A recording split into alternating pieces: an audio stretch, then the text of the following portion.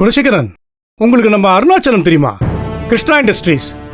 அவரோட ஒரே டாக்டர் யூகேல மெடிசன் படிச்சுட்டு இருக்காங்க. அங்கேயே ஒர்க்கும் பண்றாங்க. தெரியும் சொல்லு.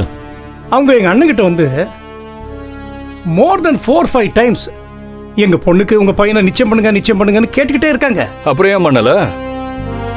5000 கோடி சொத்தை விட்டுட்டு இங்கே வந்து உட்காந்துருக்க.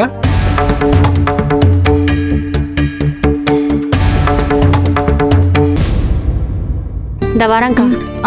போயிட்டு வந்துடுறேன். போயிட்டு வா. டேய், 5000 கோடியை வச்சுக்கிட்டு இவங்க கிட்ட வருவாளா? 5 கோடியா இருக்கும்டா. இவங்க காதுல 5000 கோடின்னு விழுந்திருக்கும். நீ வேறண்ண 5 லட்சமா இருக்கும். மிஸ்டர் ஞானம், நாங்க உங்களை மாதிரி புது பணக்காரங்களா இருந்தா காசை பார்த்து இண்டஸ்ட்ரியை பார்த்து எங்க தம்பிக்கு கல்யாணம் பண்ணி வச்சிருப்போம். ஆனா எங்களுக்கு முக்கியம் எங்க தம்பியோட வாழ்க்கை. அவனுக்கு பிடிச்ச மாதிரி இதை அமைச்சு கொடுக்கணும்னு தான். சுத்தமா மேட்சே ஆகாதுன்னு தெரிஞ்சும் உங்க அளவுக்கு இறங்கி நாங்க இப்ப சம்மந்தம் பண்ண வந்திருக்கோம்.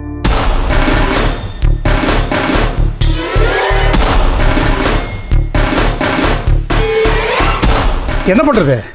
உங்க தங்கச்சி என் தம்பி தான் காதலிச்சு தொலைச்சிட்டானே.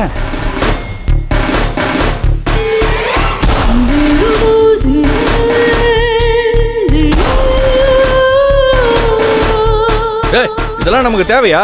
அண்ணே கொஞ்சம் அமைதியா இரு. அமைதியா இரு. பேசிட்டு இருக்காங்கல்ல. ஏய் கதிரு இருப்பா. வேண்டாமா? காபி சாப்பிடுங்க அரசே. அதான் நான் குடிக்க மாட்டேன்னு சொன்னேன். சும்மா சாப்பிடுங்க, ஒன்றும் ஆகாது. இல்ல வீட்டுக்கு வந்துட்டு எதுவும் சாப்பிடாம போக கூடாது, எடுத்துக்கங்க. உனக்காக நான் எடுத்துக்கிறேம்மா. சும்மா சாப்பிடுங்க அரசே. விஷமா அது? காபி தானே.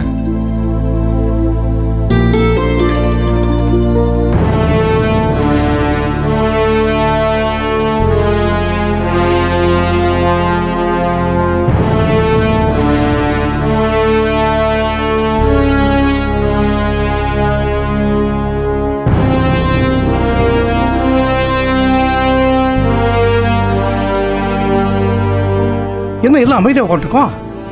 நான் எங்கே விட்டேன்? 5000 கோடியில்.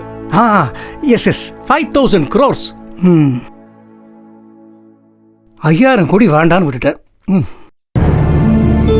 இப்போ கூட அனாவசியமா பணத்தை இறைச்சி ஊருக்காக இந்த கல்யாணமோ நிச்சயமோ பண்ண வேண்டாங்கிறது தான் என்னோட எண்ணம்.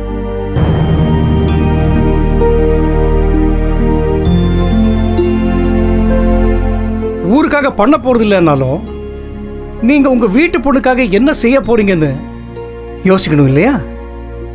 அதை பத்தி தான் பேச வந்திருக்கேன்.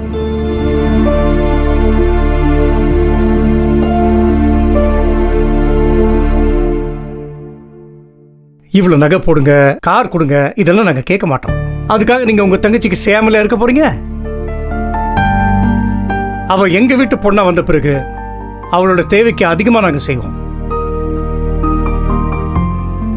ஆனா கௌரவத்துக்காக சில விஷயங்கள் செஞ்சுதான் ஆகணும் இல்லையா? அப்படி வாங்க பரம்பரை பணக்காரர் தானே. சோழியம் குடுமி சும்மா ஆடாதன்னு யோசிச்சேன்.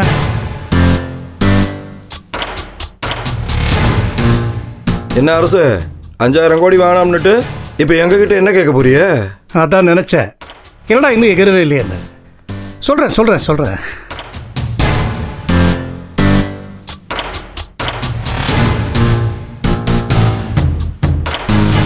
அதாவது திருமங்கலம் ரோட்ல கதிர் பேர்ல ஒரு மெடிக்கல் மேனுஃபேக்சரிங் யூனிட் இருக்கு இல்லையா? உன் பேர் தானப்பா? அதை வேணும்னா நமக்கு எழுதி கொடுத்துருங்க. என்ன இது? ஏன் கம்பெனியாவா? இரு அதை ஏன் கேட்குறேன்னு நான் சொல்றேன்.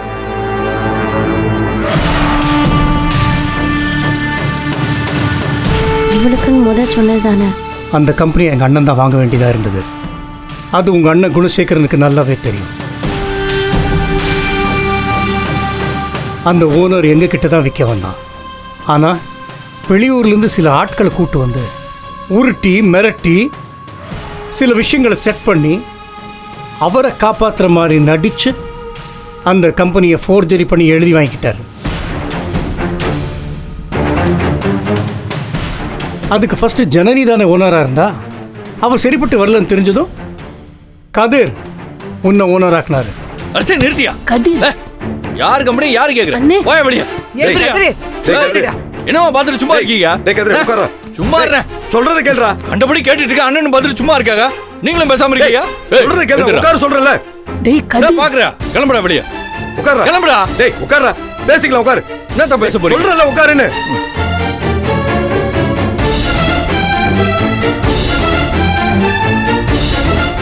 அண்ணா பேசுங்கண்ணே. கம்பெனி கேக்குறானா கம்பெனி கதிர், நான் எனக்காக கேட்கல.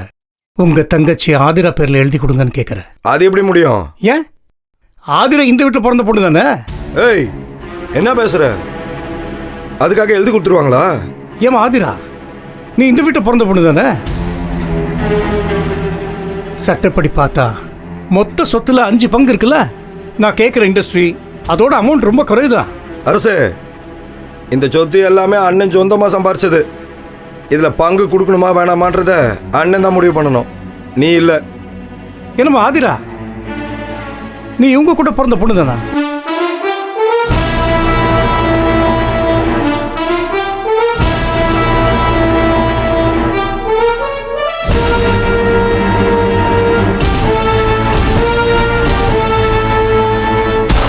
அரசே, வார்த்தையை பார்த்து பேசணும். உனக்கு மட்டும் ஏன் அந்த குறுக்கு புத்தி?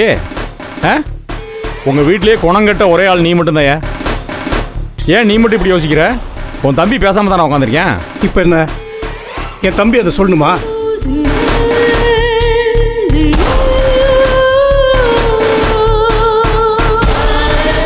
அருண்,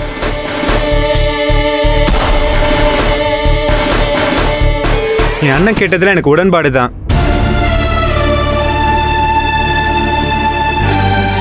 ஆதர பேர்ல இந்த ஃபேக்டரி எழுதுற மாதிரி இருந்தா இந்த கல்யாணத்தை பத்தி ஃபர்தரா ப்ரொசீட் பண்ணலாம்.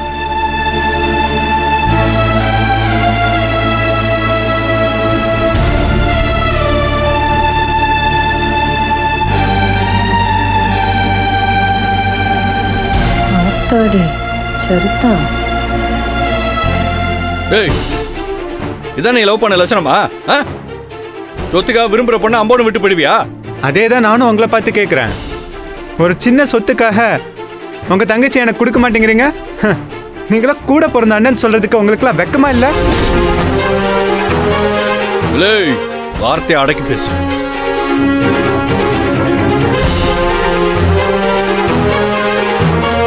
பயங்கரமா செக் வைக்கிறாரு. ஏய் அருண், சின்ன பையன் மாதிரி பேசியா? அண்ணன் வாண்ண கிளம்பலாம். மூடி கிளம்புடா போடா. இதை பாருங்க, நீங்க கேட்க சொன்னீங்க, நாங்க கேட்டோம், அவ்வளவுதான். சரிதான் போயா. எங்களுக்கு தெரியும். அண்ணே, வாங்கண்ணா போலாம். உனக்கு வாங்க அண்ணா, வாங்கண்ணா போலாம். சும்மா உட்காருமா. அம்மா, நீ உட்காருமா. பேசுவோம். எப்பா பார்த்து போங்கப்பா, படிக்கட்டு வழுக்கும்.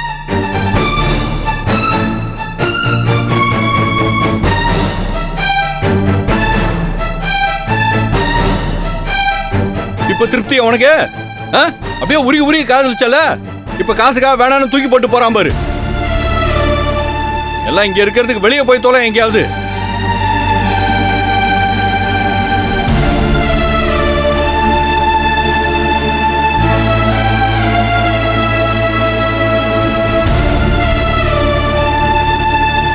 கதிரே உட்கார. என்ன பிசினஸ் பேசிட்டு இருக்க? அம்மா உட்காருமா, உட்காரு. ஏன் பதட்டப்படுற? உட்காருமா.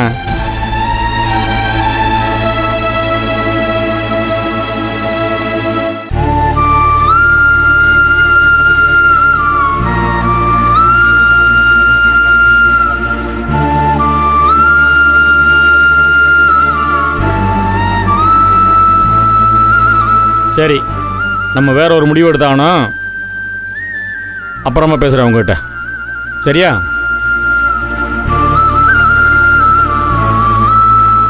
ஏம்மா காப்பி கொடுங்கம்மா, தலை வலிக்குது. நல்லா சூடாக கொடுங்கம்மா.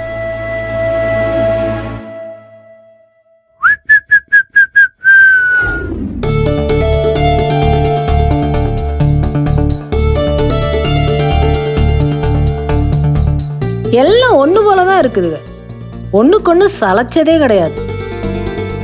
ஏதோ அவங்க தம்பி விருப்பத்துக்காண்டிதான் இறங்கி வராங்கன்னு பார்த்தா இப்பதான் தெரியுது இம்புட்டு பெரிய பிளான் ஹோட்டல்ல இது செஞ்சிருக்காங்க. அன்னைக்கு ஆஸ்பத்திரியே நம்ம கிட்ட வந்து பேசும்போது இந்த நினைப்போட தான் பேசியிருக்காங்க. அந்த பையல பாருங்களேன், எங்க அண்ணன் கௌரவம் தான் முக்கியம்ட்டான். அப்ப ஆதிர் என்ன 2ஆம் பட்சமா?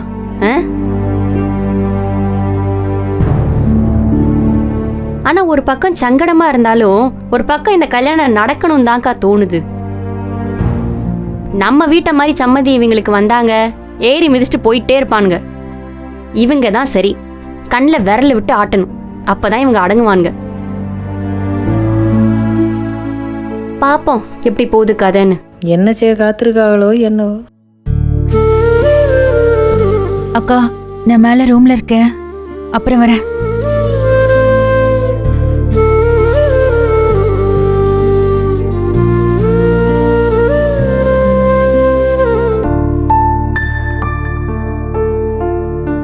அண்ணி, ஜனனி எங்க? ரூமுக்கு போயிருக்கா.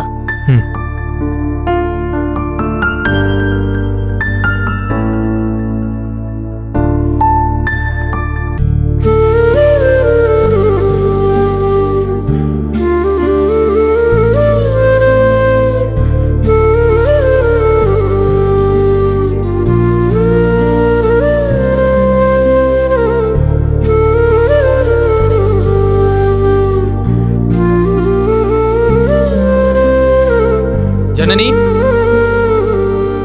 ஜனனி, ஒரு சின்ன வேலை இருக்கு, வெளியே போகணும், கொஞ்சம் வாயேன். என்ன பாக்குற? விளையாடாத சக்தி. வீட்ல இவ்வளவு பிரச்சனை நடந்துட்டு இருக்கு. அரசு வந்து டிமாண்ட் வைக்கிற மாதிரி பேசிட்டு போயிருக்காரு. அத பத்தி யோசிக்காம வெளியே போலான்னு சொல்ற. நீங்க 4 பேர் இப்படி கிச்சன்ல உட்காந்து மண்டையை உடச்சிக்கிட்டு இருக்கிறதுனால ஆதிர கல்யாணம் நடந்துருமா? என்ன சக்தி இப்படி பேசுற? வேற எப்படி பேச சொல்ற ஜனனி? இங்க எல்லாருமே சுயநலமா யோசிக்கிறப்ப என்ன செய்ய முடியும்? ஒரு பக்கம் எங்க அண்ணன், அவர் சுயநலமா இருக்காரு, அவர் எதுக்கும் இறங்கி வர தயாரா இல்ல. இன்னொரு பக்கம் அந்த அரசு தான் கேட்டதை கொடுத்தாதான் இந்த கல்யாணம் நடக்கும்னு ஒத்த கால்ல நிக்கிறாரு. இப்படி எல்லாரும் அவங்களுக்கு தேவையானதை பத்தி யோசிக்கும் போது நாம ஏன் நம்ம வாழ்க்கையை பத்தி யோசிக்க கூடாது? இங்க பாரு ஜனனி, இதை பத்தி முடிவெடுக்க வேண்டியது அவங்க தான். அவங்க என்ன முடிவெடுக்க போறாங்க, என்ன பேசிக்க போறாங்க, சும்மா அதையே போட்டு யோசிக்கிறதுனால இங்க ஒரு பிரயோஜனமும் கிடையாது. புரியுதா? நீ முன்னேற வழியாச்சும் பாப்போம் ஜனனி, கிளம்பு. இப்ப அதுக்காக எங்க போலாங்கிற? எங்க போறோம்? யாரை பார்க்க போறோம்? ஜனனி, இங்கனையே வச்சு எல்லாத்தையும் கேட்டா எப்படி? நீ உன் பேக் எடுத்துட்டு வா, போறப்போ உனக்கே தெரிய போகுது. எடு, போலாம், எடு, டைம் ஆகுது. வா.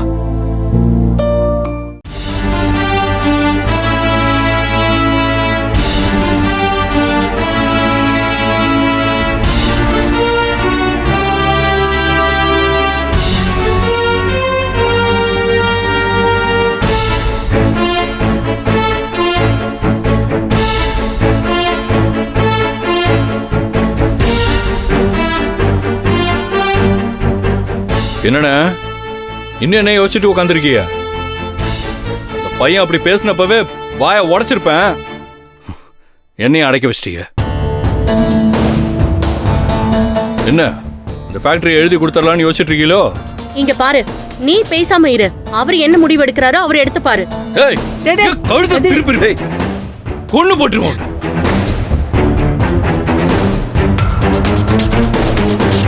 எல்லாத்துக்கும் அடிப்பானா? இதாலதான் இவ்வளவு பிரச்சனையும். இவ்வளவு கூறு போட்டா எல்லாமே சரியாயிடும். இந்த பையன் என்னடானா அன்னைக்கு நம்ம வீட்டு வாசல் வந்து பிச்சை எடுக்கிறான். இன்னைக்கு அவன் நடு வீட்டுல வந்து உட்கார வச்சுட்டு அண்ணன் சொல்றதான் என்னோட சம்மதம்னு திமிரா வர பேசிட்டு இருக்கான். இது எல்லாத்துக்கும் முதல்ல உங்களை சொல்லணும்னு அவனை வாசலே விரட்டி விடாம நடு வீடு வரைக்கும் எதுக்கு வரவிடணும்?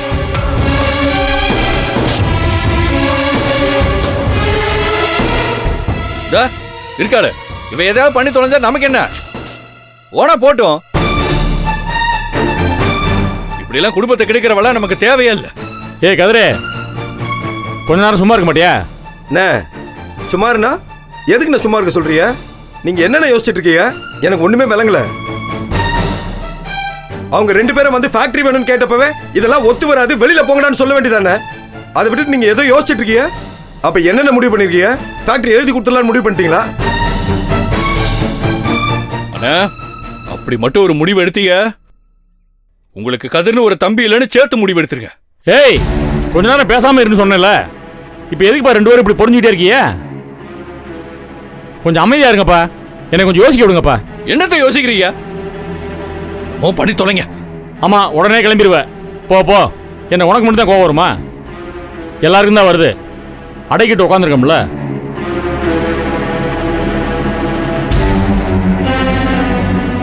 அண்ணே, எதுக்கு நான் யோசிக்கணும்? இதுல யோசிக்கிறதுக்கு என்னென்ன இருக்கு? இருக்குப்பா, இருக்கு. குணசேகரன் யோசிக்கிறேன்னு சொன்னானா அதுல 1000 அர்த்தம் இருக்கு. குணசேகரன் எப்பவுமே சின்ன மீனை போட்டு பெரிய மீனை பிடிக்கிறவன். அப்படி சின்ன மீனா அந்த ஃபேக்டரியை போட்டு பெரிய மீனா என்னத்தை பிடிக்கலான்னு யோசிக்கிறான். என்ன குணசேகரா, நான் சொல்றது சரிதானே?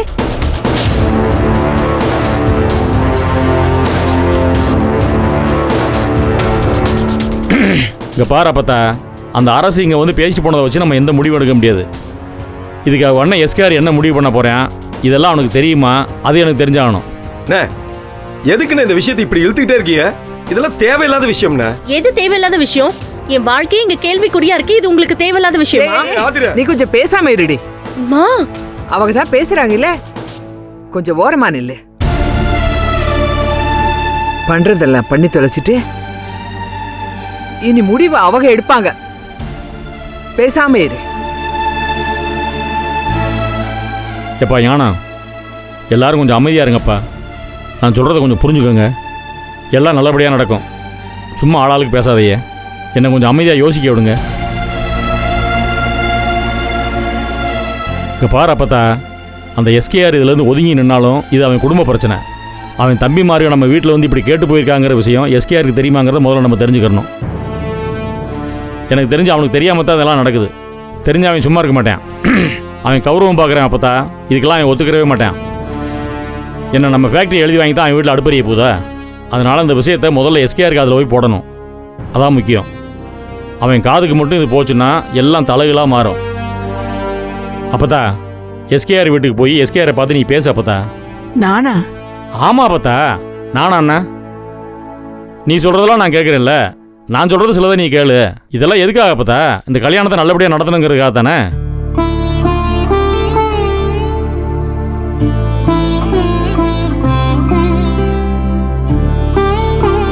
நீ போய் பேச அப்பத்தா. அவன் படிச்சவன், புரிஞ்சுக்கிருவேன். நீ எடுத்து சொன்னீன்னா. அத்தை, என்ன யோசிக்கிறீங்க? போயிட்டு வாங்களே. சரி, நான் போய் பேசுறேன்.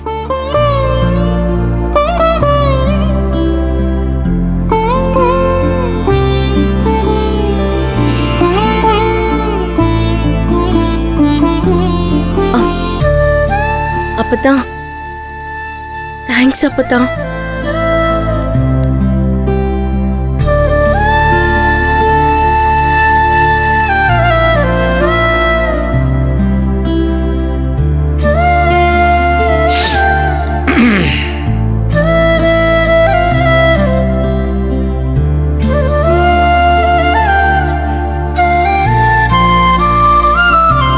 என்ன பண்றீங்கன்னு எனக்கு ஒன்றும் புரியலண்ணே.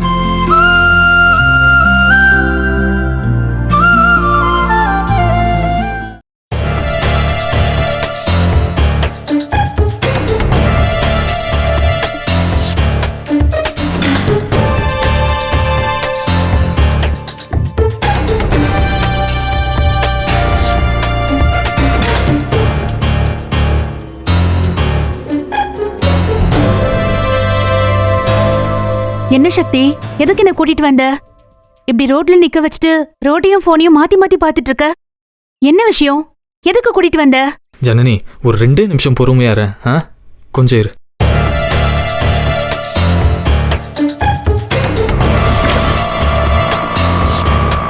என்ன சக்தி? கொஞ்சம் பொறுமையா இரு ஜனனி, என்னன்னு சொல்றேன்.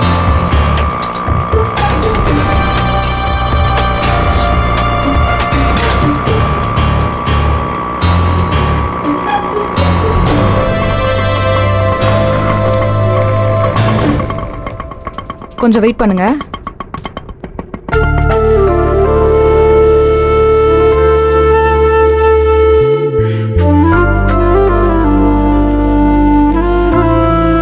வணக்கம் தொழிலதிபரே, எப்படி இருக்கீங்க? ஏய், அங்க என்ன பாக்குற? நீயும் சொல்ல மாட்ட, வேற யாரும் சொல்லவும் கூடாதா? பிச்சிரு வேண்டி பிச்சு உன்ன. அப்படி என்ன கன்ஃபியூஷன் உனக்கு?